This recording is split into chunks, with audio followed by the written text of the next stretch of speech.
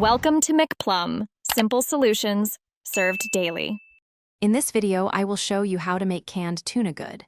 First, always drain your tuna well, whether it's in water or oil, to prevent a watery or overly oily dish. Next, gently flake the tuna with a fork. This simple step ensures a pleasant, even texture throughout your meal. Choosing quality tuna also makes a big difference in the final taste. To elevate the flavor, consider adding fresh herbs such as dill or parsley. A squeeze of fresh lemon juice or a little citrus zest can brighten the taste significantly. For a subtle kick, a teaspoon of Dijon mustard or a dash of your favorite hot sauce works wonders.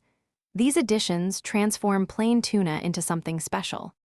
Quick recommendation: if you're finding this video helpful, please hit that like button and subscribe for more tips. On another note, if you're looking to truly change how you think about money, I highly recommend The Simple Path to Wealth *. It's a fantastic book. You can find the link and other great deals in the description below. Now let's get back to the video. Achieving the right texture is key. For creaminess, mix in a tablespoon or two of mayonnaise or Greek yogurt. If you prefer a bit of crunch, finely diced celery or red onion are excellent choices. For a healthier, richer option, mashed avocado can provide a wonderfully smooth and satisfying texture to your tuna. Canned tuna is incredibly versatile, extending far beyond just salad.